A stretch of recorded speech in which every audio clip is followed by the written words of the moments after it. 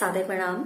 मैं नीरजा चौधरी एक बार फिर बायोलॉजी के टॉपिक को लेकर इन्फोनी कॉर्नर में आप सभी का स्वागत एवं अभिनंदन करती हूँ। हमारा आज का टॉपिक है कॉम्प्लेक्स टिश्यू से रिलेटेड। लास्ट सेशन में हमने पढ़ा था सिंपल टिश्यू को। कॉम्प्लेक्स टिश्यू हिंदी में जिसको कहा जाता है जटिल ऊतक। एक्चुअली कॉम्प्लेक्स टिश्यू होते क्या है? जब दो या दो से ज्यादा प्रकार की सेल्स आपस में मिलकर एक सा ही काम करती हैं, यानी कि एक यूनिट के रूप में काम करती हैं, तो हमें पता है कि जो ग्रुप होता है सेल्स का उसको हम टिश्यू कहते हैं। तो जब ये दो या दो से ज्यादा तरीके की सेल्स यहाँ पर एक यूनिट के तौर पर काम करती हैं, तो वो एक अलग तरीके का टिश्यू फॉर्म करती हैं, जिसे हम कहते हैं कॉम्प्लेक्स टिश्यू या जिसे हम कहते हैं जटिल ऊतक। अब इस कॉम्प्लेक्स टिश्यू का क्या काम होता है? कॉम्प्लेक्स टिश्यू का काम होता है कि वाटर का, मिनरल का और फूड पार्टिकल्स का प्लांट्स के अलग अलग भागों तक पहुंचाना या उसका ट्रांसपोर्टेशन करना। तो ये तो था दो लाइनों में कि कॉम्प्लेक्स टिश्यू क्या होते हैं और कॉम्प्लेक्स टिश्यूज का प्लांट में क्या रोल होता है। अब जो इनका रोल है यानी कि जो इनका काम है, इसके बेस पर कॉम्प्लेक्स टिश्यू को यानी जटिल ऊतक को दो पार्ट में डिवाइड किया गया है। एक है हमारा जाइलम, हिंदी में जिसे बोला जाता है दारू। दूसरा है हमारा फ्लोएम, जिसे बोला जाता है हिंदी में बास्ट। मतलब दूसरा नेम इसका क्या है? बास्ट।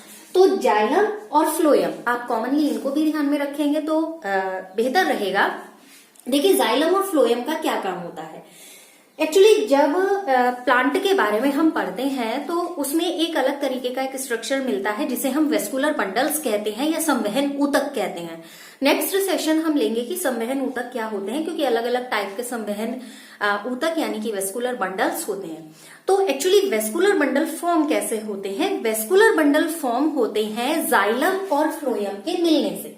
यानी कि जब जाइलम और फ्लोएम आपस में मिल जाते हैं तो वो एक अलग तरीके का स्ट्रक्चर फॉर्म करते हैं जिसको कहा जाता है वेस्कुलर बंडल। क्लियर हो गया? नाउ नेक्स्ट, जाइलम के मेन फंक्शनिंग क्या होती है, यानी कि जाइलम कहाँ कहाँ मिलता है। जो जाइलम है वो प्लांट के रूट में भी मिलेगा, स्टेम में भी मिलेगा और लीव्स में भी मिलेगा। ओके, जाइलम तीनों जगह मिलेगा यानी कि ऑल ओवर प्लांट में मिलेगा। इसे कंडक्टिंग टिश्यू के रूप में भी जाना जाता है, यानी कि इसे चालन ऊतक जिसे हिंदी में कहते हैं उसके रूप में भी इसको जाना जाता है। यानी कि conducting as a conducting tissue काम करता है। मीन टू से यहाँ पर बहुत सारी चीजों का, जैसे वाटर वगैरह है, इनका क्या करेगा, ये चालन यानी ट्रांसपोर्टेशन करेगा। तो इसलिए उसे उस हिंदी वर्ड से कोरिलेट करते हुए कंडक्टिंग टिश्यू कहा गया है या चालन ऊतक कहा गया है। जाइलम कितने तरीके का होता है? जाइलम होता है 4 तरीके का। 4 तरीके का ना कह के हम कहेंगे कि जाइलम जो फॉर्म होता है तो उसमें 4 कंपोनेंट्स पार्टिसिपेट करते हैं, यानी कि 4 कंपोनेंट्स या 4 तत्व मिलकर जाइलम बनाते हैं। ठीक है, तो ये 4 तत्व कौन कौन से हैं? सबसे पहले है हमारा ट्रैकिट्स, जिसे हिंदी में बोला जाता है वाहिनिका। दूसरे नंबर पर है वेसल्स, जिसे हिंदी में बोलते हैं वाहिका। तीसरे नंबर पर है जाइलम फाइबर, जिसे हिंदी में बोलते हैं जाइलम तंतु। और चौथे नंबर पर है जाइलम पेरेन्काइमा, यानी कि जाइलम मृदुतक। मेरेन्काइमा, स्क्लेरेन्काइमा, कोलेन्काइमा तीनों हमने अभी लास्ट सेशन में पढ़े ही हैं। तो पेरेन्काइमा यानी कि मृदुतक। तो ये 4 तरीके के क्या मिलेंगे? जाइलम के मिलेंगे। अब बात आती है इधर फ्लोएम की। चलिए फ्लोएम का भी छोड़ते हैं, पहले जाइलम की बात करते हैं कि जाइलम का क्या क्या काम होता है या जाइलम किस तरीके से काम करता है। सबसे पहले हम बात करते हैं ट्रैकिट्स की। ये ट्रैकिट्स क्या होते हैं, ट्रैकिट्स क्या काम करते हैं? देखिए जाइलम का जो स्ट्रक्चर्स होता है कुछ इस तरीके का दिखाई देता है, यानी कि जो ट्रैकिट्स होते हैं वो ट्रैकिट्स कुछ ऐसे नलिका के आकार के होते हैं, यानी कि ट्यूब जैसे होते हैं। ये लंबे लंबे आपको दिखाई दे रहे हैं, ये ट्रैकिट्स के स्ट्रक्चर है। ठीक है, ये क्या होंगे, इनके अंदर एक्चुअली प्रोटोप्लाज्म नहीं होगा, तो एक तरीके के ये डेड सेल्स से फॉर्म्ड होते हैं। ठीक है, इनके अंदर मैं रिपीट कर रही हूँ, प्रोटोप्लाज्म यानी कि जीव द्रव्य नहीं होगा। ये एक तरीके की मृत कोशिकाएं बनाते हैं या मृत कोशिकाओं से बने हुए होते हैं, यानी कि इनकी जो सेल्स होती हैं वो डेड होती हैं। ठीक है, ये दोनों सिरों पर कैसे हैं? पॉइंटेड से हैं, यानी नुकीले हैं। ट्रैकिट्स दोनों सिरों पर नुकीले होंगे और इनकी जो वॉल होगी यानी कि सेल वॉल की मैं बात कर रही हूँ, ये कैसी होगी? मोटी सी होगी और ये कहाँ पर मिलेंगे ट्रैकेट्स? ट्रैकेट्स मिलती है, टू टाइप्स ऑफ जाइलम होते हैं एक्चुअली, प्राइमरी जाइलम और सेकेंडरी जाइलम। तो प्राइमरी और सेकेंडरी जाइलम दोनों में ये मिलेंगे, यानी कि प्राथमिक जाइलम और द्वितीयक जाइलम, यानी कि आदि दारू और अनुदारू, हिंदी में जो इसका नाम बोला जाता है। तो ट्रैकेट्स यहाँ मिलेंगे। अब बात आती है ट्रैकेट्स का काम क्या होता है जाइलम में, सॉरी प्लांट में। तो ट्रैकेट्स एक तरीके का मैकेनिकल सपोर्ट प्लांट को प्रोवाइड कराते हैं। तो ये इनका मेन रोल है, क्योंकि ये क्या करें, आप ट्यूब शेप से आपको दिखाई दे ही रहा है। अब दूसरा क्या काम होगा, यही है जो प्लांट तक वाटर ट्रांसपोर्टेशन का काम करते हैं। जाइलम का मेन काम ही ये होता है कि वो वाटर ट्रांसपोर्टेशन करता है, और स्टेम उसमें मीडिएटरी होता है, और रूट से लेकर अपर पार्ट तक वो क्या करता है, वाटर का ट्रांसपोर्टेशन करता है। तो ये तो था ट्रैकेट्स के बारे में। कैसी होती है, इस तरीके के छोटे छोटे यहाँ पर छेद जैसे आपको दिखाई दे रहे हैं, इस तरीके का यहाँ पर स्ट्रक्चर इसका किसका होगा, ट्रैकेट का होगा। क्लियर।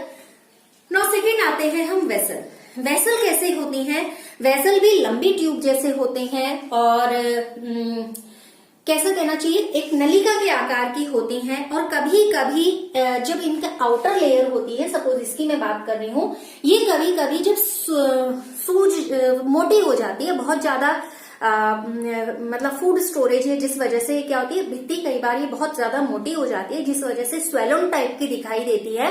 तो उस समय कई बार यहाँ पर अलग अलग तरीके के स्ट्रक्चर्स दिखाई देते हैं। कई बार ये पिटेड फॉर्म में लगती है, कई बार रेटिकुलेट लगती है, कई बार ये एक तरीके का राउंड शेप ले लेती है। तो अलग अलग शेप यहाँ पर इसकी वेसल्स की वहां पर फॉर्म हो जाती है। ठीक है। अब वेसल्स टाइप ऑफ जो कंपोनेंट है जाइलम का, वो कहाँ मिलेगा? वेसल टाइप ऑफ कंपोनेंट मिलेगा एंजियोस्पर्म प्लांट में। चूंकि जाइलम से रिलेटेड ही है, तो प्राइमरी और सेकेंडरी दोनों जाइलम में ये मिलेगा। ठीक है।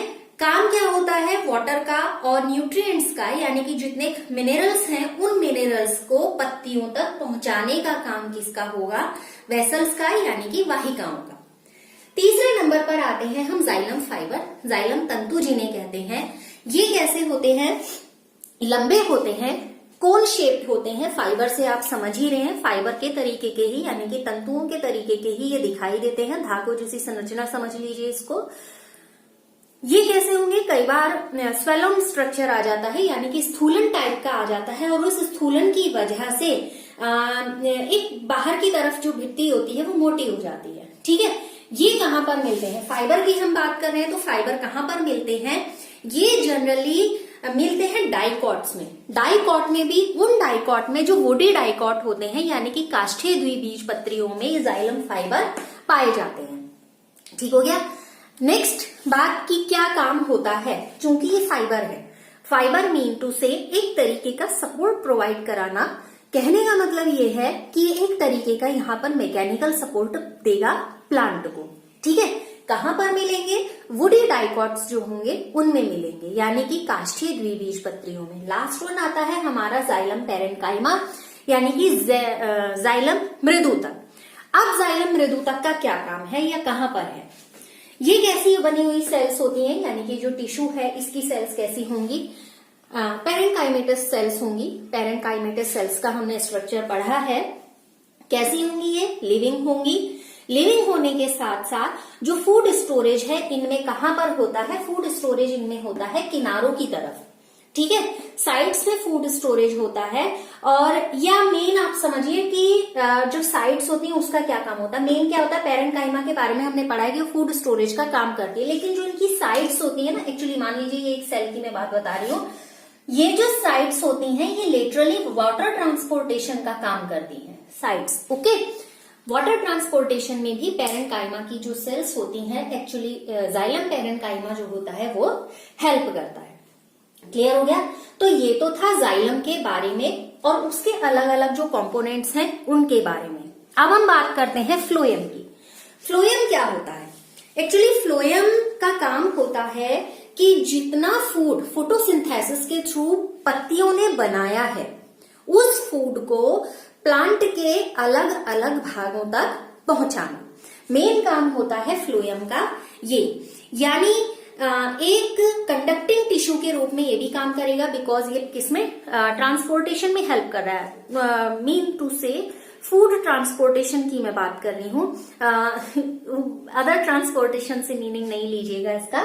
तो ये एज ए कंडक्टिंग टिश्यू यहाँ पर क्या करता है, काम करता है, और एक तरीके का मैकेनिकल कंडक्शन ये यहाँ पर करेगा। ठीक हो गया। तो ये तो था फ्लोएम के बारे में। फ्लोएम के जो 4 कंपोनेंट्स हैं, first of all sieve tubes है, सेकंड कैम्पेनियन सेल्स हैं, थर्ड है फ्लोएम फाइबर, और फोर्थ वन है फ्लोएम पेरेन्काइमा। सीव ट्यूब्स चालिनी नलिकाएं जिन्हें कहा जाता है, कंपेनियन सेल्स मीन सह कोशिकाएं जिन्हें हिंदी में कहते हैं, फ्लोएम फाइबर फ्लोएम तंतु हो गया, फ्लोएम पेरेन्काइमा फ्लोएम मृदु तक हो गया। तो ये 4 तरीके के कंपोनेंट्स हैं जो फ्लोएम का पार्ट होते हैं। और फ्लोएम कुछ इस तरीके, जैसे हमने कहा सीव ट्यूब है, सीव ट्यूब का एक स्ट्रक्चर फॉर्म किया है यहाँ पर। तो ये इसको आप इससे समझ जाएंगे कि फ्लोएम किस तरीके से काम करता है। एक्चुअली जो सीव ट्यूब्स होती हैं हमें दिख रही है, ये जैसे यहाँ पर है कि बेलनाकार यानी कि सिलेंड्रिकल होती हैं, और बीच में जो छोटे छोटे आपको सर्कल्स दिखाई दे रहे हैं, ये इनके बीच में छोटे छोटे से होल हैं, यानी छोटे छोटे से छिद्र हैं। ये तो एक सीव ट्यूब का है। सीव ट्यूब एक के ऊपर एक इस तरीके से अरेंज रहती हैं और साइटोप्लाज्म के थ्रू आपस में कनेक्टेड रहती हैं। तो अब तो ये सिंगल सीव ट्यूब है, लेकिन जब ये क्या करती हैं, एक के ऊपर एक लेयर बनाती चली जाती हैं, तो सीव ट्यूब प्लेट फॉर्म करती है, सीव ट्यूब लेयर फॉर्म करती हैं। ठीक है, किससे कनेक्टेड रहती हैं, जो इनका साइटोप्लाज्म होता है उस साइटोप्लाज्म के माध्यम से, कि एक दूसरे से कनेक्टेड रहती हैं। जब कोई सीव ट्यूब मेच्योर हो जाती है तो उसमें न्यूक्लियस एब्सेंट हो जाता है, यानी कि मेच्योर सीव ट्यूब में न्यूक्लियस नहीं होता है। अब इन सीव ट्यूब्स का क्या काम है, देखिए चालिनी इसलिए बोला जाता है, चालिनी मीन्स छलनी से। छलनी का मतलब आप जानते हैं, चाहे आटा छानना है, गेहूं छानना है, दाल छानना है, कुछ भी छानना है, तो उसमें क्या होता है, छन्ने का जिसमें काम होता है, सीविंग का जिसमें काम होता है, उस तरीके के स्ट्रक्चर से इसको कोरिलेट करके सीव ट्यूब नाम दिया गया है। ठीक हो गया।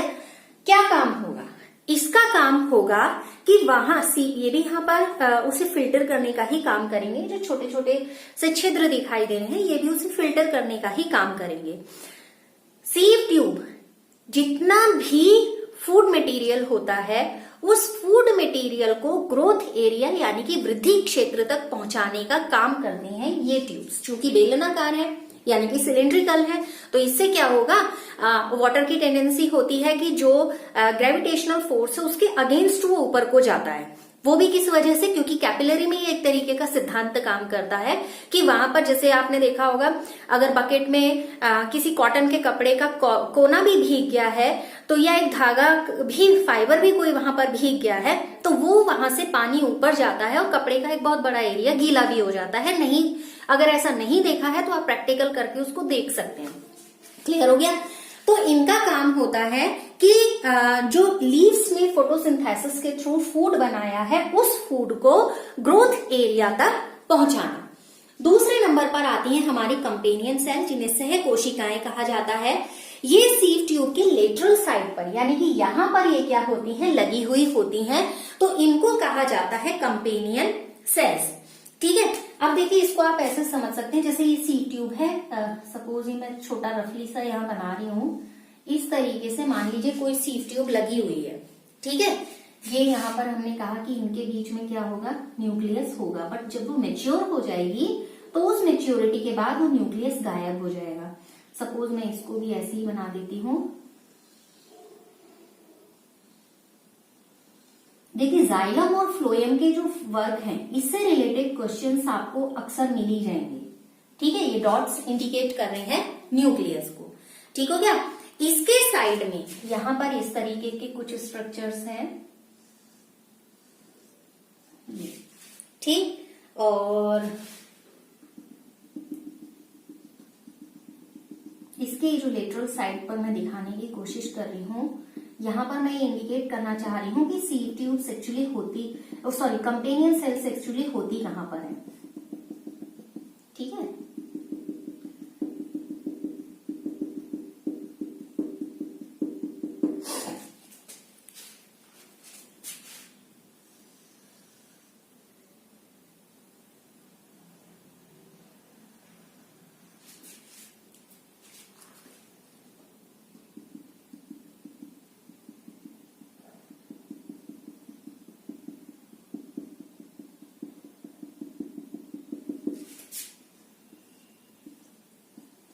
ये स्ट्रक्चर आपको दिख रहा होगा, ठीक है ना। ये क्या है, पोर्स है। ये जो इस तरीके की नोजेस यहाँ पर एजेस से नोच जैसा दिखाई देता है, ये क्या है, पोर्स है। सीव पोर जिनको बोला जाता है, यानी कि छेद, जिनकी हम ये बात कर रहे हैं, इनकी। ठीक हो गया। इसके बाद आपकी क्या है, ये सीव ट्यूब्स हैं, जनरली ये पोरस जो दिखाई दे रही हैं। उसके बाद ये सीव ट्यूब, यहाँ पर ये पूरा स्ट्रक्चर किसका है, फ्लोएम का दिख ही रहा है, क्योंकि पार्ट ऑफ फ्लोएम हम देख रहे हैं यहाँ पर। कंपेनियन सेल्स क्या होती हैं, ये रही कंपेनियन सेल्स, ये है सीव ट्यूब्स और ये है कंपेनियन सेल्स। ये सीव ट्यूब्स और ये कंपेनियन सेल्स, सॉरी हाँ कंपेनियन सेल्स, ठीक है। तो इस तरीके से सीव ट्यूब्स के लेटरली जो अरेंज होती हैं, वो लेटरली जो अरेंज होती हैं, ये वाली जो है, ये क्या कही जाती है, कंपेनियन सेल या सह कोशिकाएं जिनको कहा जाता है।